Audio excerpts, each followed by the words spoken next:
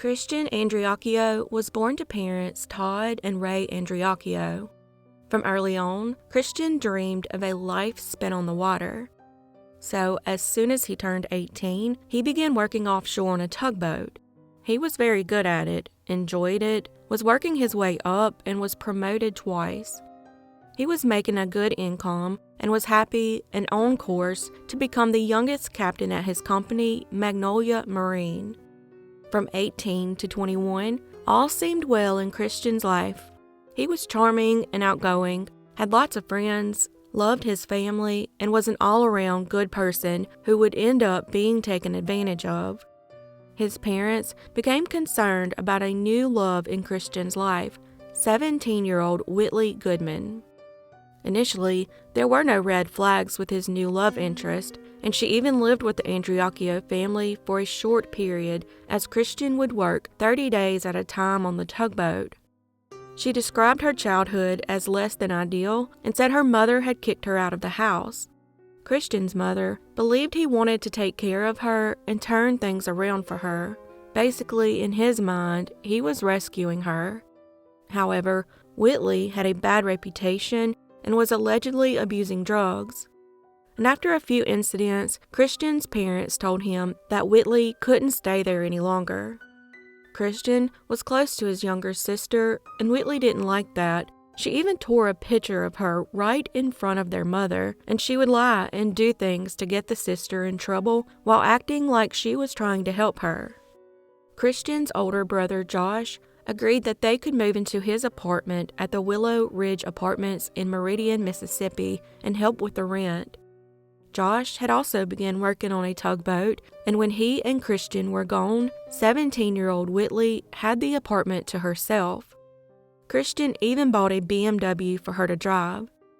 So while Christian was paying for everything, Whitley was allegedly sitting around the apartment getting high on pills. She was also seen partying with other guys when Christian was out of town working. Christian had a friend, Dylan Swearingen, who was also unemployed and relied on Christian's income to get him through. Dylan and Whitley, both unemployed, seemed to take over the apartment while the two Andreacchio brothers were out busting their butts working. At one point, while his brother Josh was home, Christian asked him to surprise Whitley with a drug test, and if she failed, to make her move out. When his brother confronted her, she refused to take the test and told him she would not be clean, so there was no point. She said she would test positive for Xanax and marijuana. After that, whenever he would get his heart set on kicking her out and getting rid of her, she would sweet-talk her way back in. She tried to convince him to make her the beneficiary of his life insurance in case she became pregnant and he was in a fatal accident at work. Once, she even told him she thought she was pregnant and asked if he would take care of her if she was because no one else would. She then suggested that they get married. Christian's parents quickly told him that her being the beneficiary was a horrible idea, and so did his co-worker Cheryl Stanley, who he referred to as Boat Mama because she was like a mother figure to him while he was on the boat. With long stints on the tug, Christian began to doubt Whitley, and it led to a lot of conflicts in their relationship. Finally, in February 2014, as he left for a 30-day hitch, he told Whitley she needed to move her things out of the apartment and stay out of the BMW because he had had enough. Not long after getting on the boat, Christian received numerous calls and texts from his friend Dylan telling him that Whitley had been riding around in his BMW with a dope dealer and hadn't moved out of the apartment like she was supposed to, and he needed to come home. Christian's co-workers witnessed these calls and saw that they were getting Christian all riled up and said he felt helpless being away from home. So he decided to come home early and force her to take him seriously, make her leave, and live with her grandmother like she said she would. He was also told that Whitley had been hanging out with a guy named Matt Miller. But it wasn't easy getting off a tugboat in the middle of the water. But he was determined, so he concocted an elaborate story about a family situation involving his parents and sister. He said he was getting off the boat with or without permission and would get back on at the 5:30 p.m. crew change. Christian's Jeep, which was parked in Vicksburg at his work parking lot, was strangely moved into a different spot. Many knew that Christian kept a gun in the Jeep, and the day it was moved, there was no video surveillance to show who moved it before Christian got off the boat. Christian's parents had no idea that on the night of February 25, 2014, Christian had left the boat and was brought home by Dylan. About 6 hours later, Ray and Todd received a heart-stopping call. Christian's grandfather called his parents and said that something had happened to one of their kids and they needed to get home. On the drive home, they racked their brains, worrying and trying to figure out which child was hurt. They thought it couldn't be Christian because they had spoken that morning and he was on the tugboat and had weeks left before he was supposed to come home. But on the other hand, their daughter was at church, and Josh was on a different tugboat and less experienced than Christian, so they feared that he might be the one hurt. Dylan Swearingen had called 911 that day to report that Christian had shot himself in the upstairs bathroom of his apartment. Then the police showed up at his parents' home with his driver's license and asked if that was their son. His parents immediately said Christian wouldn't have killed himself. They asked his uncle to go to his apartment to see what was happening because it just couldn't be him. When the uncle arrived, he was told to go to the police department. From there, they permitted him to go into the apartment at his will. They said it was not a crime scene and he was free to go in and do whatever he needed. Then, the alleged lies began raining down on the Andreacchio family. What the uncle would see at the apartment, as well as others, was proof that a homicide had taken place. For example, there was a small amount of blood splatter outside the door and wall, as well as a small trail of blood in the tub. Dylan said the door was closed when he got to it, so if Christian shot himself in the bathroom, why would there be blood splatter outside the bathroom, even just a little bit?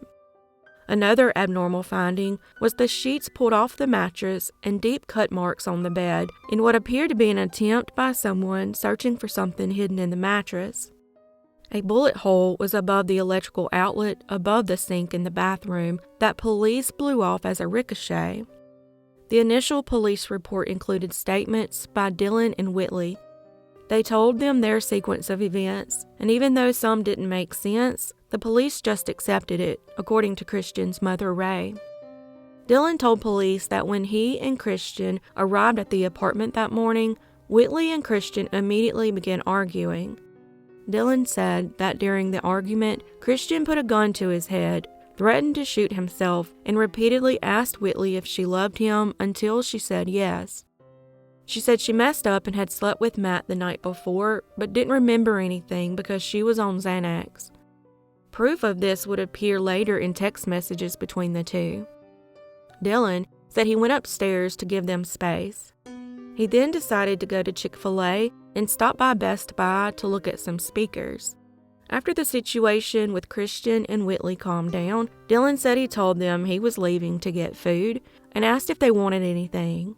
He said Christian gave him his debit card and told him to pick up the food. Then he said Christian told him to go to the credit union and take all his money out of his account. Also, to see about getting Whitley's phone fixed, which was broken during the argument. This didn't make sense though, because Christian was well aware that the bank would never turn over his funds to anyone other than him. He knew this because not long before, he had sent Whitley to withdraw funds while he was on the boat to pay for furniture. The bank would not allow her to access the money because she wasn't on the account. So he had to wire her the money instead. So why would Christian, knowing it wasn't going to happen, send Dylan to the bank to take out all his money? Later, several Best Buy employees who were also Dylan's acquaintances didn't recall seeing him come into the store that day. He did have a receipt for Chick-fil-A though. According to Whitley's statement, when asked if Christian ever talked about hurting himself, she said, "I don't think so." While driving to the police station, she told an investigator that she didn't believe she had ever heard him talk about hurting himself.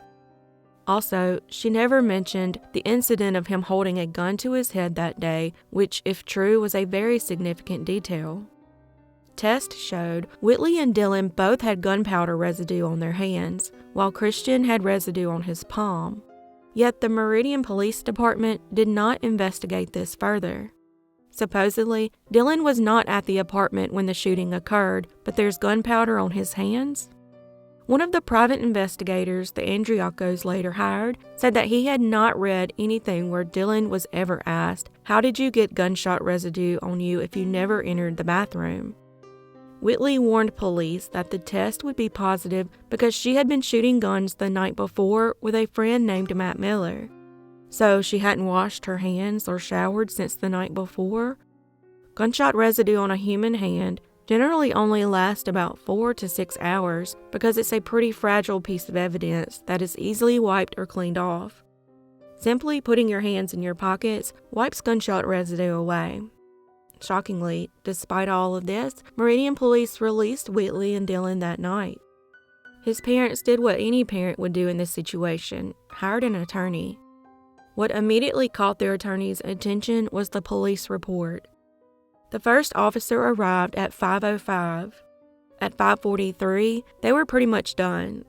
And at 6:30, an officer was on the way to the Andreacchio home to tell Ray and Todd Andreacchio that their son had committed suicide.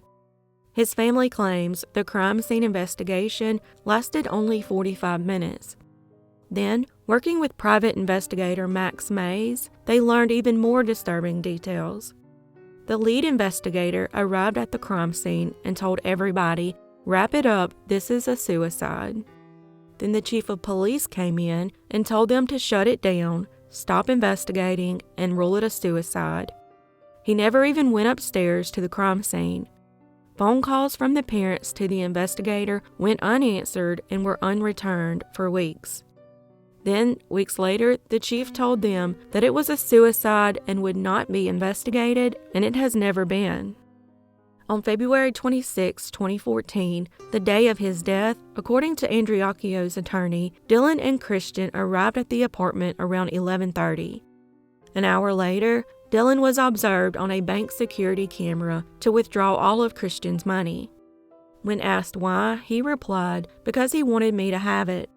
He said that while driving back to Meridian from New Orleans, that Christian had told him he wanted him to have his money. So after running errands, he returned to Christian's apartment around 4 p.m. He claims Whitley was sleeping at the time, and Christian wasn't downstairs any longer. That's when he went upstairs, saw that the light in the bathroom was on, knocked on the bathroom door, and asked Christian if he was okay. That's when he says he found Christian inside, and his upper body slumped into the bathtub with a bullet wound to his head. He said he ran downstairs and woke up Whitley, who ran upstairs and began holding Christian. Later, Whitley said he had been moved a bit because Dylan had checked his pockets for money. Dylan said Whitley had checked his pockets for cigarettes. Who does that? Then there's the position of the gun. It was found wedged between his left thigh and the bathtub itself. He could not have shot himself in the right side of his head and then placed the gun between his left thigh and the bathtub. And Whitley claims she slept through the gunshot because she had taken Xanax the night before. So somebody shoots a high-powered pistol in a less than 1,000 square foot apartment and you never wake up? His family went to the apartment to collect physical evidence because the police never did. So they turned in a bloody shirt that was stuffed behind the commode in the apartment, a knife that had blood on it, and of course, nobody knows where any of that stuff is now. Apparently, after shooting himself, Christian took off his bloody shirt and stuffed it behind the toilet. They turned to Jonathan Arden, a world-renowned forensic pathologist. He noted that things didn't add up. He said, for one, the entrance gunshot wound is in his right temple. Once he received that gunshot wound, he's unconscious. He has no purposeful muscular activity like holding or manipulating a gun. Why was the weapon a powerful .45 Kimber semi-automatic 1911 pistol found in an uncocked position with a live round in the chamber if it had been fired? He stated that the gun should have been close to his hand or certainly on the same side of his hand, and the arm and the body should have collapsed in a heap. It makes no sense for both of his arms to be outside the tub. Likewise, it makes no sense for the gun to be on his left, wedged between him and the bathtub. Then there's the gun itself. When you pull the trigger, this particular gun fires, reloads, and you're ready to shoot again. In this case, the gun had been fired and the hammer was forward or decocked. This makes no sense because if he had fired the gun, shot himself, or collapsed, the hammer would be back or cocked, and it wasn't. So someone manually decocked the pistol. Another problem is the magic bullet mystery. Dr. Arden said the bullet itself is even more problematic. He concluded that the bullet hole location near an electrical outlet above the sink and behind Christian did not align with what would have happened if he had shot himself while kneeling over the tub. There is no evidence inside the tub of any bullet strike. If he's in that position as found when shot, the bullet, after exiting his head, would have struck off the inside of the tub, but that didn't happen. Dr. Arden said there's no bullet strike inside the tub area at all. For that bullet to go through his head and strike the wall behind him, he now has to have the bullet ricocheting madly around the room. Dr. Arden also analyzed autopsy photos, revealing even more contradictions. He said the people who discovered him said he had only been dead a short period. However, he was in pretty firmly developed rigor mortis by that time, which means that he had possibly been there for hours, which is inconsistent with what they said. For Dr. Arden, it all adds up to one inescapable conclusion: homicide. He signed his name to a report claiming this was a homicide. So if Dr. Arden is right, why hasn't the Meridian Police Department investigated Christian's death as a homicide? The Andreacchio's attorney stated that in her 34 years of practice, she'd never seen anything like this. The Andreacchio family has spent thousands of their hard-earned dollars determined to prove that Christian's death was a murder, not suicide. When his uncle asked the police at the station for his nephew's keys and cell phone, they said they didn't know where they were. He insisted that either Whitley or Dylan likely had them. Demanding one of them produce his cell phone, Whitley got his phone out of her purse. She had it for hours while at the police station. His family could not access it without his code when it was given to them. They were, however, able to get his call records.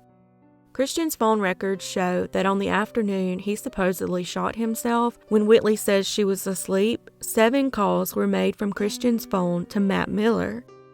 The calls went unanswered, and some were placed after the coroner estimated the time of death. Remember, at this time, Whitley's phone was damaged, and Matt Miller is the guy Whitley claimed to have shot guns with the night before, her excuse for having gunshot residue on her hands. Matt Miller would say he thought the shooting appeared to be a setup. He said the night before, he and Whitley drove down a dirt road, Hayes Road in Meridian, and his cousin Jet wanted to get out and shoot his new pistol. He said that he asked Whitley if she wanted to shoot it. She said she was too scared to shoot it. Matt said he covered her ears as she sat in his lap while Jet was shooting. He said she never got out and shot the gun, therefore there would have been no way for her to get gunshot residue on her hands. Before the shooting, she texted Matt saying Christian was kicking her out and asked him to come get her. He said he couldn't because he was at work, but she said, "You weren't too busy last night," indicating they had relations the night before. He said that Whitley told him the events of that day afterward. Her story was that she was asleep on the couch and heard a gunshot, and she ran upstairs and found him. Then a week or so later, he said to her, "So tell me what happened. Tell me the whole situation, what happened." She said, "Well, I fell asleep on the couch. Dylan came back and found Christian and woke me up." That's what she said the second time, which made his ears perk up. In a copy of the text exchange between Matt Miller and Whitley, Miller says, "You said nothing about Dylan. You said you found him." Whitley replies, "Dylan didn't ever even go upstairs. Dylan told me to check on him, and I did, and he was dead." Again, this contradicts the statements Dylan and Whitley gave to the police. Matt told police that she is a compulsive liar, cheater, and sneaky. When asked if he thought Whitley or Dylan killed Christian, he said yes. When asked why, he said the money. Unbeknownst to Whitley, Christian never made her the beneficiary of his life insurance policy. Dylan also thought she was the beneficiary. He even went to speak with Christian's grandfather about it. He said Whitley's mother had sent him over to find out when the life insurance would pay out, and Whitley needed a car. 3 years after Christian's death, it seemed like the Andreacchio family was finally catching a break. Meridian replaced Police Chief James Lee, and a new detective was assigned to look at the mountain of evidence the family had gathered to prove this was a murder. Meridian Police Chief Benny Dubose came on board after the former Chief Lee was fired following allegations of sexual harassment and Mayor Percy Bland's loss of confidence in Lee's ability to lead the department. After Dubose took over, he decided to reopen the case. According to private investigator Max Mays, justice was finally within reach. The new chief wrote up arrest warrants for Whitley and Dylan and took them to the judge to have them signed. But the charges weren't for first or second-degree murder charges. They were for negligent homicide manslaughter, which is killing a person without malice, which is nowhere near what the charge that Whitley and Dylan should receive. Allegedly, the chief told the judge they couldn't prove anything beyond that, forcing the judge to deny the warrants. Neither Whitley Goodman nor Dylan Swearingen has ever been arrested or charged in Christian's death. A Lauderdale County grand jury chose not to indict Dylan and Whitley in Christian's death. A host of police detectives, 3 police chiefs, the Mississippi Bureau of Investigation, private investigators, crime scene reconstructionist, a forensic pathologist, and several attorneys have tried to figure out how and why Christian died. In 2017, the case was turned over to the Attorney General's office. Law enforcement authorities and crime scene reconstructionists later concluded that certain aspects of the crime scene did not add up, and here are some of their findings. If Christian, who is right-handed, shot himself in his right temple, how did the pistol end up between his left leg and the outside of the tub? Why was the gun, a .45 Kimber semi-automatic 1911 pistol, found in an uncocked position with a live round in the chamber if it had been fired? If the death was definitely a suicide, why did the coroner rule it as undetermined? Why did forensic experts hired by the Andreacchio family conclude that the blood splatter in the bathroom and the bullet hole location near the outlet above the sink and behind Christian did not align with what would have happened if he had shot himself while kneeling over the tub? Christian's family says authorities refused to allow them to have an outside forensic lab analyze the DNA sample on the trigger of Christian's gun. His family has reached out to Sorensen Forensics for help and got them to read the crime lab report. They said the kit used by the lab was old, and their company could use a newer one to test for DNA. Hopefully, authorities might change their mind at some point. So that leaves us to consider the final question. Was Christian's death a suicide or a failed murder investigation? Let me know what you think in the comments. As of 2022, Christian's death remains undetermined and this case remains unsolved.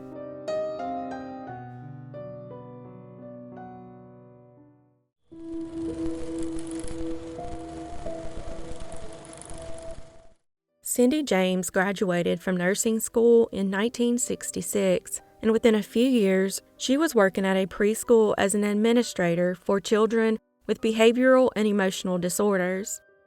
She would marry Roy Makepeace, but they would separate in 1982. In 1985, at the age of 44, Cindy was working as a pediatric nurse living in Vancouver, British Columbia.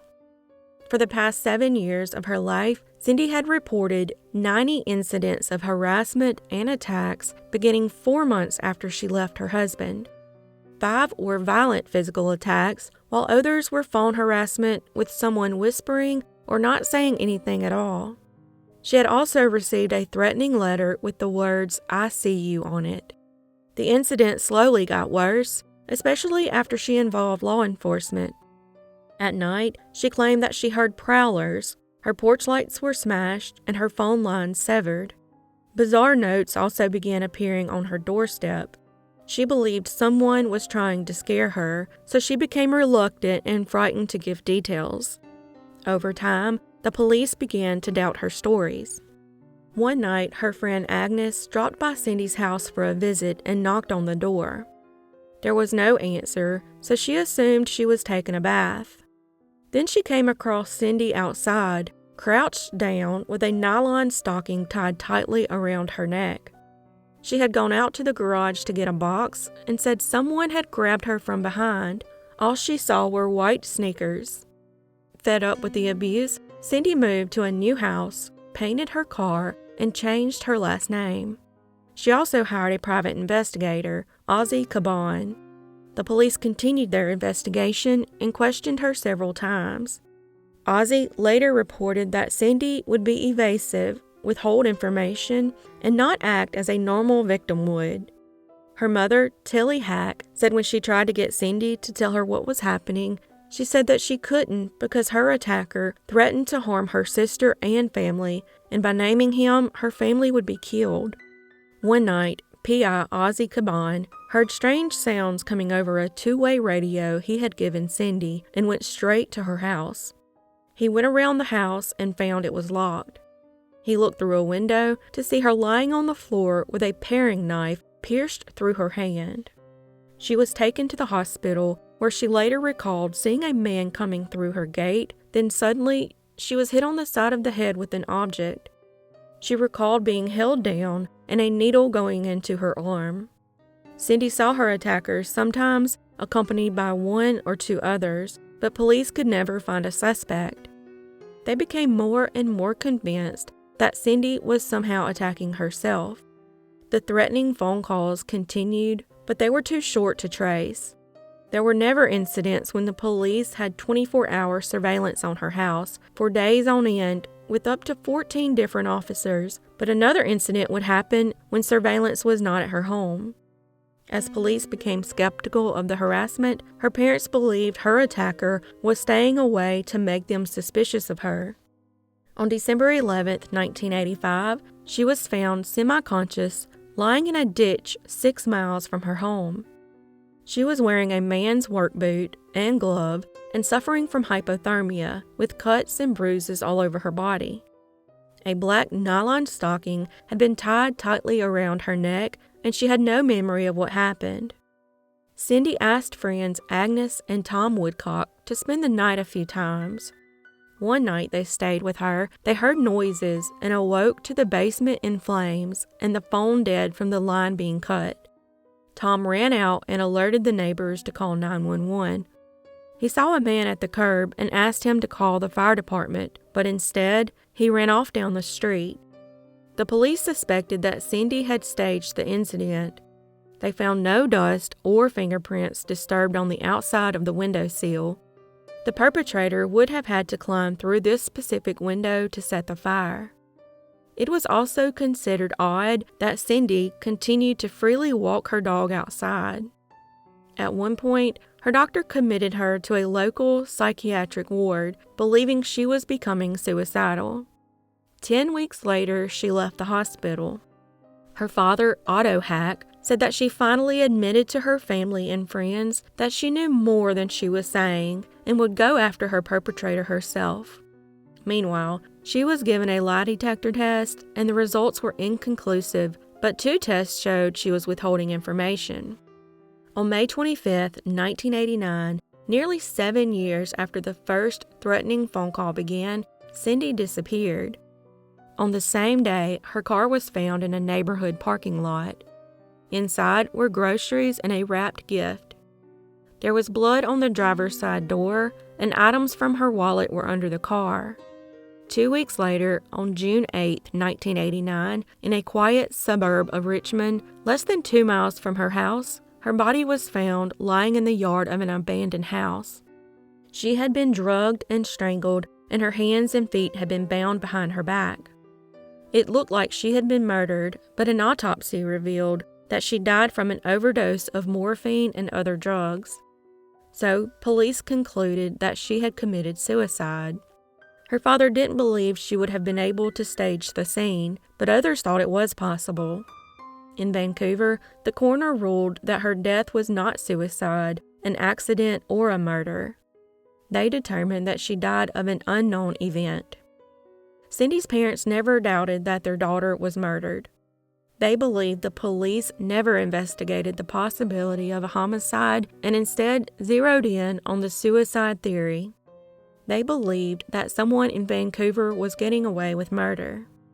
But just as people believed she was a victim of a mysterious attacker, just as many people believed that she suffered from mental illness, and it got severely worse during the nearly 7 years that these incidents took place. The messages that the caller left on her machine were clearly a woman trying to disguise her voice.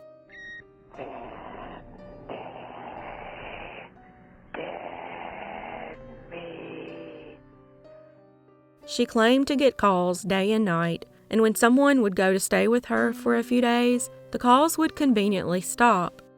The police wanted surveillance at her home to catch whoever was attacking her, and they tried to put a 24-hour police patrol near her home for protection, but at times she would get defensive or refuse altogether. It's definitely possible that she committed suicide, disguised as murder, which is a dimension of Munchausen syndrome. What do you think happened to Sandy, a victim of murder or a victim of severe mental illness?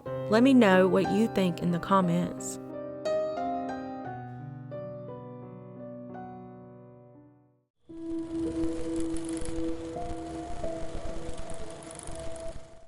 Jessica Renee Johnson was born to parents David and Linda Johnson, who have been married now for over 50 years. At age 37, Jessica was extremely close to her family and dedicated to her 2 grown children, Eden Huckleberry and Colin Johnson. She had loving parents who adored their grandchildren more than anything else. Sadly, Jessica ended up with a heroin addiction for several months and had to be checked into rehab. She received her 1 year sober without any problems and was close to getting her 15 months when she quit going to her meetings but still stayed straight. Her mother said Jessica didn't smoke cigarettes or weed and rarely drank except on special occasions or socially. Jessica wasn't what you would call a party girl. She attended many events because of her employment with Rock 103, a local radio station, and Channel 5 News in Memphis, Tennessee. She had a wonderful personality, loved to live and lived to love. She was an emotional woman that loved with all her heart. But unfortunately, she had an on-again, off-again boyfriend, Garland Hart. Although most of her loved ones didn't approve of him, Jessica couldn't bring herself to break up with him for good. Jessica lived with her parents and children in Horn Lake, Mississippi, and on May 31st, 2017, she told her family that she was going to stay with Garland. The next day, she called home and told her family that she would be back soon, but she never arrived. The next day, a mail carrier found Jessica's body tied to a mailbox in the 7500 block of Angel Drive. The courier first called another postal worker to the scene who took photos of the body before calling the police. She was on her knees in an overgrown lot with her head resting against a post. The police also found her half-open purse on the ground between her legs, and the metal clip was strangely broken off, which pointed to a struggle between her and another person. Her shoes were found on the property and appeared to have specks of blood on them. During the medical examination, they found her arms covered in mysterious markings, and one of her arms had a shoe print on it. Jessica had a history of addiction, and some have suggested that the marks on her arms looked like the marks some users get from meth splatters. Her ultimate cause of death was determined to be asphyxiation due to ligature strangulation, and the police concluded she had died by suicide. But others have speculated that she was beaten and then her assailants framed it as a suicide. Jessica had shoelaces around her neck connected to a short 38-inch mailbox. Police claimed that she hung herself while on her knees. Surprisingly, Jessica's body was discovered outside the home of her boyfriend's friend, who claimed he was not involved in the woman's death. Her family has rejected the suicide claim, saying that Jessica would never choose to take her own life. They also expressed their concerns about Jessica's boyfriend, claiming he had a history of physical and mental domestic abuse. Through the investigation, the police discovered that Jessica, her boyfriend, and other people were all in the house for nearly 2 days before she was found nearby.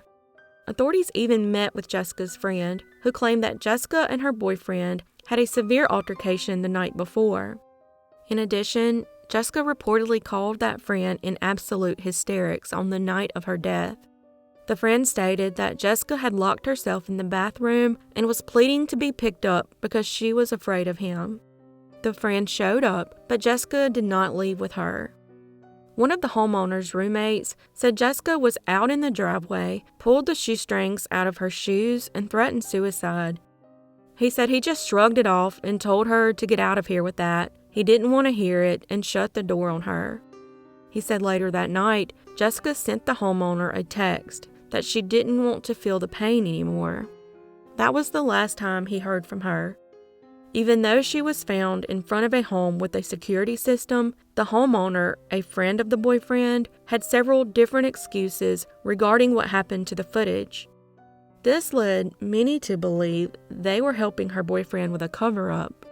Her boyfriend claimed he was the last person to receive a text from Jessica where she spoke about freeing herself from the pain.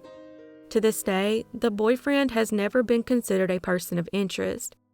Also, an autopsy was never performed on Jessica's body and she was cremated, and the coroner ruled her death a suicide caused by asphyxiation. Moreover, neither the blood on her shoes nor the footprint on her hand was tested for leads. A former Memphis police officer believes Jessica couldn't tie this knot in the dark. He also said it was hard to believe that she sat there from 6 p.m. on Thursday until 9:30 or 10:30 Friday morning without anybody seeing her because people were riding up and down the street all morning. Jessica's mother, Linda, stated that her daughter was placed on display. She said her daughter would never do something like that, could barely even tie her shoes, and usually wore high heels. Of course, investigators lost the shoelace and never tested it for DNA. Her mother admitted that Jessica struggled with drug addiction and went to the house on Angel Drive to see her off and on again boyfriend. Her mom described their relationship as toxic, and other friends and family said Jessica's boyfriend was a known abuser.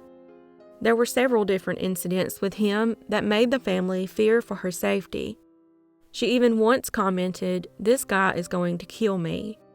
Linda also said that Jessica told her to find him if anything happened to her. She also said she wanted the picture of the scene shown so that others could see that she was murdered. The Johnsons hired their own forensic scientist, Dr. Maurice Godwin, an expert and veteran of high-profile murder investigations, including the Casey Anthony case. He said his opinion was that it was a staged crime scene, just within walking distance of where she was visiting with her boyfriend. He stated, "One of the first things is the neatness of the knot tied at the end of the shoestring. It's almost at the end of both ends of shoestrings, and the knot is tied very neatly at the end. So when she sits down to do this, how does she know how much slack she will need in the string? Too much or not enough and everything for that to work, and then tie that from a sitting position." Jessica was found with Xanax and methamphetamine in her system, which her family believes was one of the reasons behind an insufficient investigation. In another concerning twist, Jessica's boyfriend changed the passcode on her phone before handing it over to the family. He then refused to give the family the code, making it impossible for them to look for further evidence linking him to the crime. Apple declined to release the data without the passcode. The consensus is that the police mishandled her case, never treated it as a crime scene, and failed to look for further evidence. Without an autopsy or a body to exhume, the family is left hoping that at least one of the several people at the house that night will come forward with information. Do you believe that Jessica was murdered or committed suicide? Let me know in the comments.